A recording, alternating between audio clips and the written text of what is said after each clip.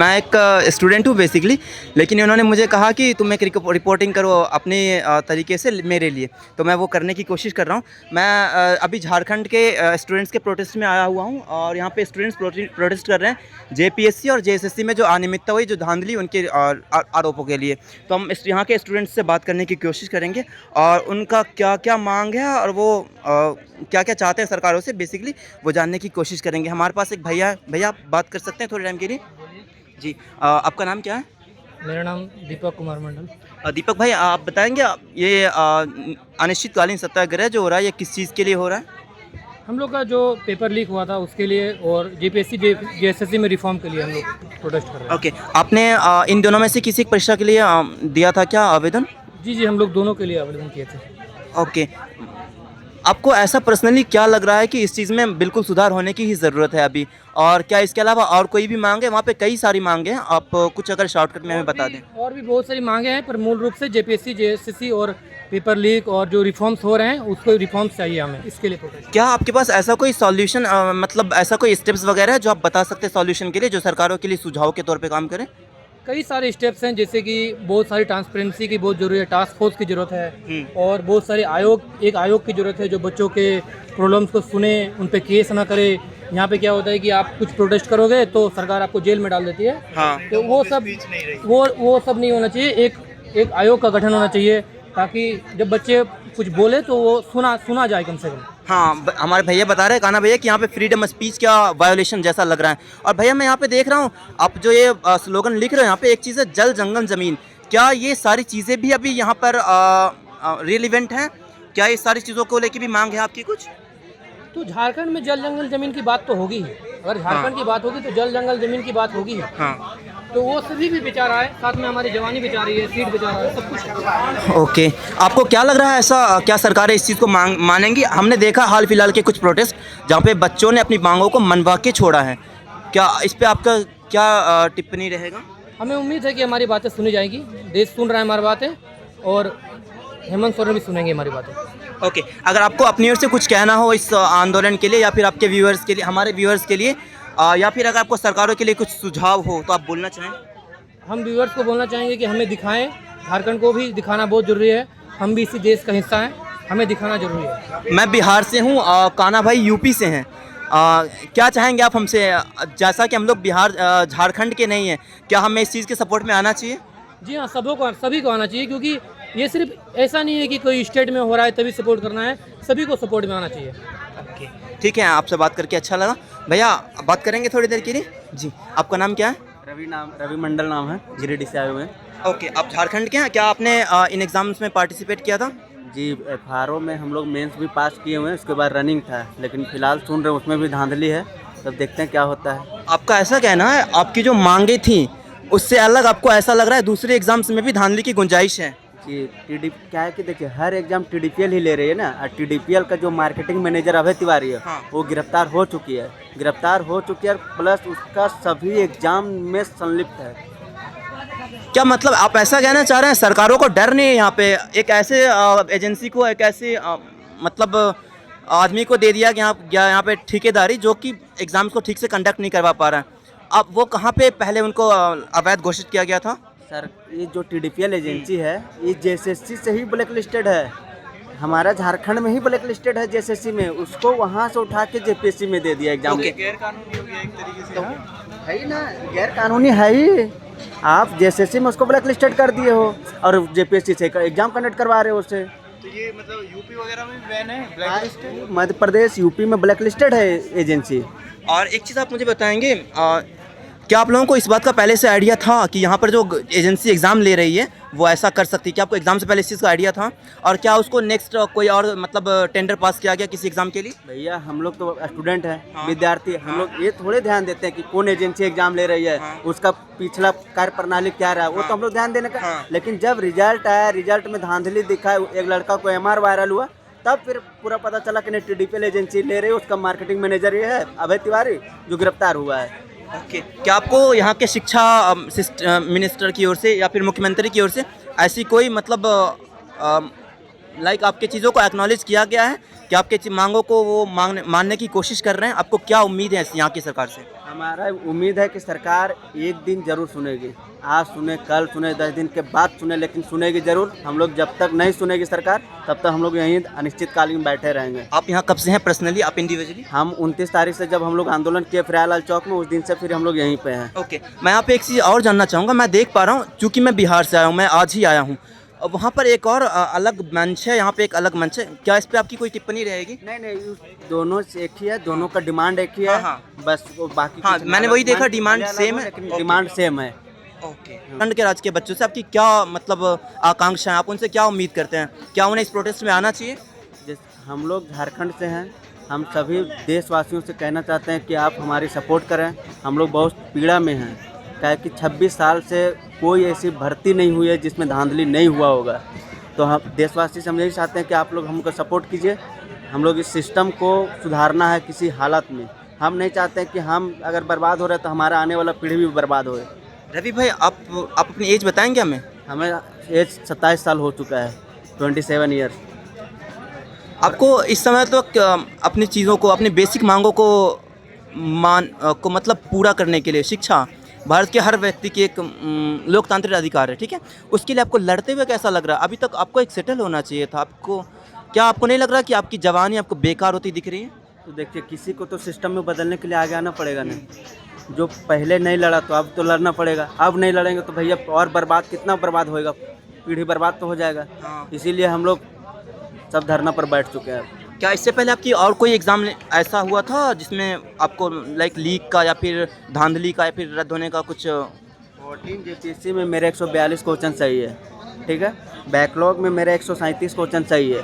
आप बताइए, दोनों में सेम कट ऑफ है, चाहे सीट कुछ भी रहे, सीट 103 रहे या 45 सीट रहे या 7 सीट रहे, कट ऑफ सेम गया। 146 क्वेश्चन कट ऑफ गया। अभी कोई वो है कि सीट भैया कम रहेगा तो ज़्यादा कट ऑफ जाएगा, सीट ज़्यादा है तो कम कट ऑफ जाना चाहिए, लेकिन यहाँ क्या है कि बराबर कट ऑफ गया है।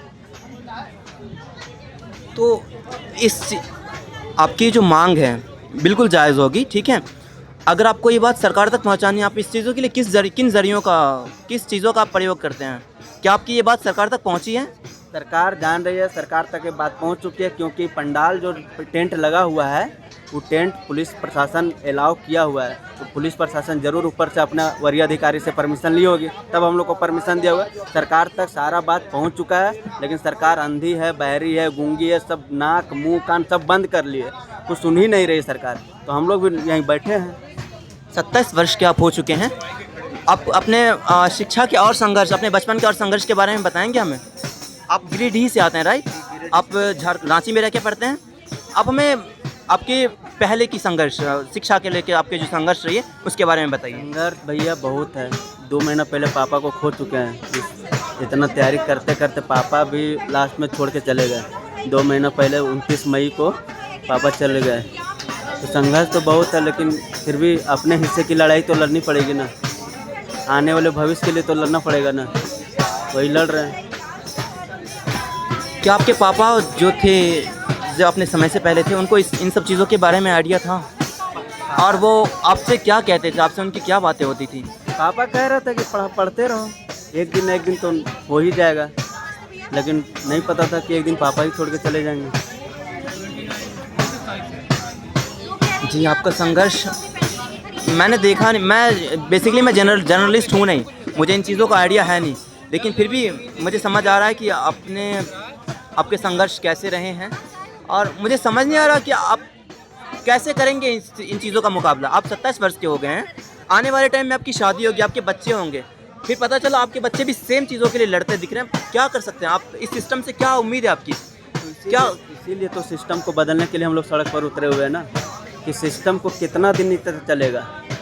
ट्रांसपेरेंसी आपको लाना ही पड़ेगा, आज लाइए कल लाइए, लेकिन इस बार बदलाव होकर रहेगा। सरकारों को डर नहीं लगता? अभी हमने देखा कि कुछ दिनों पहले जंतर मंतर पे एक प्रदर्शन हुआ और अच्छा हुआ कि वो पूरा हो गया, उनकी जो मांगे थी वो पूरी हो गई। इससे हुआ क्या कि देश के अन्य हिस्सों में जो भी मांगे थी, जो भी धरना प्रदर्शन, जो भी चीज़ों को लोग मांग रहे थे, उनको मांगने में थोड़ी सी साहस में और वृद्धि हुई है। अगर वो नहीं, और जैसा कि मेरा ये क्वेश्चन है यहाँ पे अभी, कि हमने देखा कि दूसरे राज्य में, केंद्र में इन सब चीज़ों को लेके प्रदर्शन हुआ है, लोगों ने कई तरह से अपनी बातें मनवाने की कोशिश की।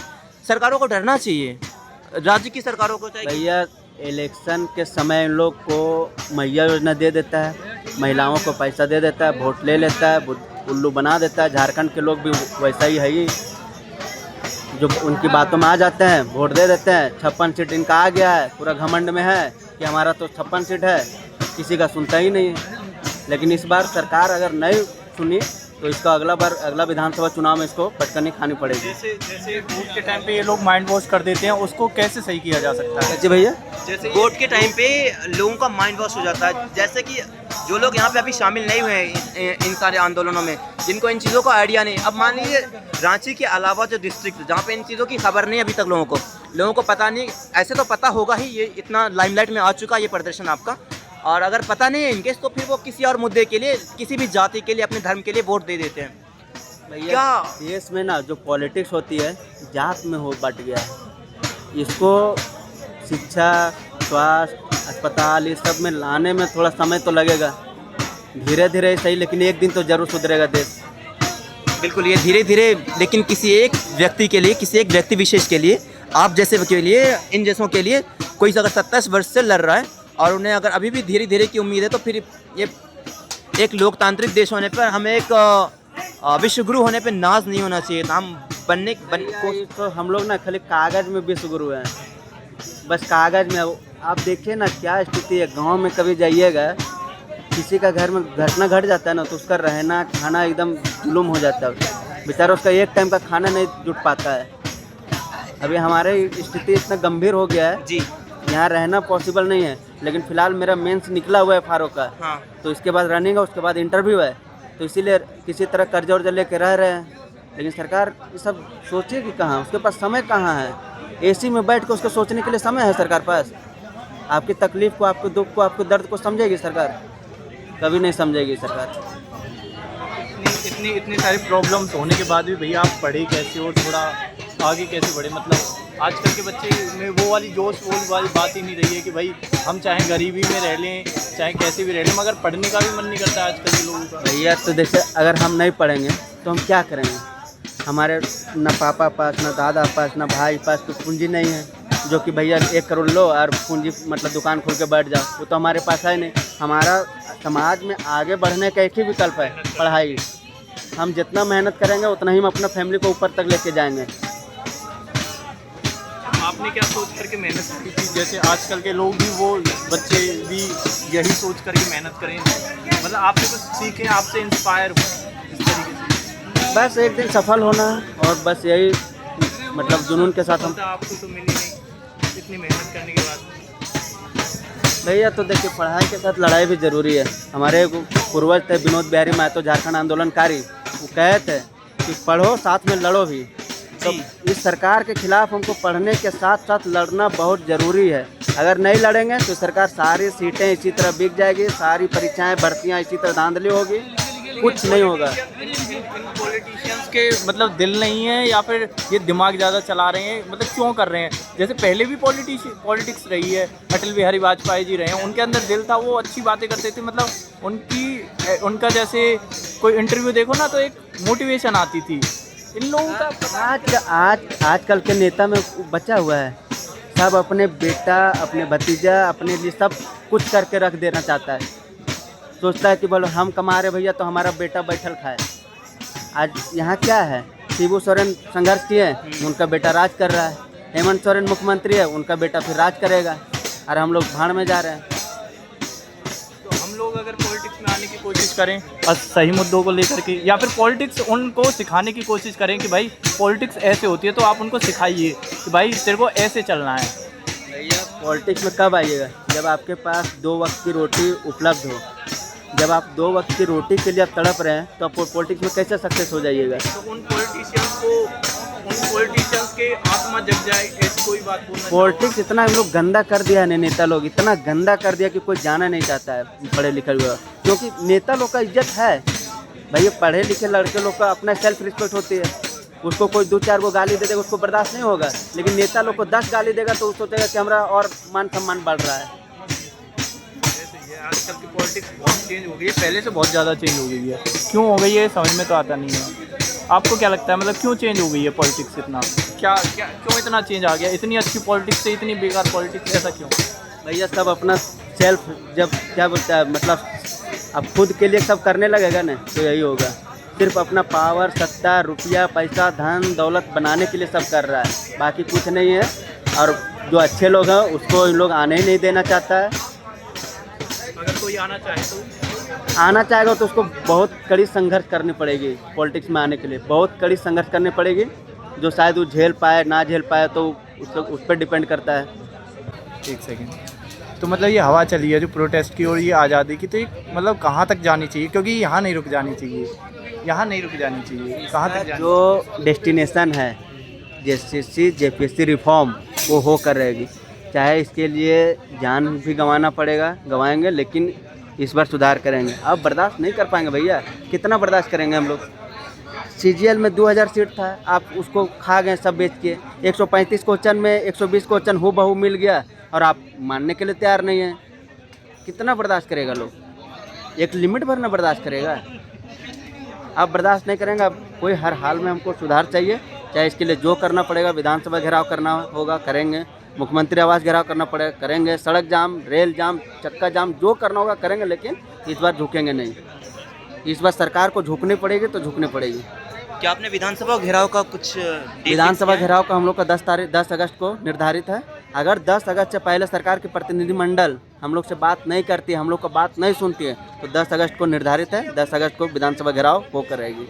हमने ये भी सुना यहाँ आने के बाद कि सरकार ने इन चीज़ों को एक्नॉलेज किया है और उन्होंने ये कहा कि एक कोई टास्क फोर्स ऐसे कुछ एक टीम बनने वाली है। उस पर आपकी क्या राय रहेगी? सुन तो हम भी रहे, पेपर में दे रहा है कि एक प्रतिनिधि मतलब एक कमेटी बना रही है, हाई लेवल का कमेटी। अब देखते हैं उस कमेटी में कौन है। अब वो देखना पड़ेगा ना कि कौन मंत्री है, उस मंत्री का पीछा क्या रहा है, तब ना हम लोग भरोसा नहीं कर सकते ना। एक बार इसी तरह भरोसा कर चुके आपके हैं। हिसाब से कौन कौन होना चाहिए कमेटी में? हमको चीफ सेक्रेटरी चाहिए, चीफ सेक्रेटरी में रहना चाहिए उसमें। और जो कार्मिक विभाग का सचिव है उसको पहले परवीन टोप्पो को हटा के दूसरा वहाँ बनाया जाए और वो दोनों के नेतृत्व में यहाँ बात चले, तब हम लोग वो करेंगे। ठीक है भैया, आपसे बात करके अच्छा लगा। आपके संघर्ष को सलाम। Thank you.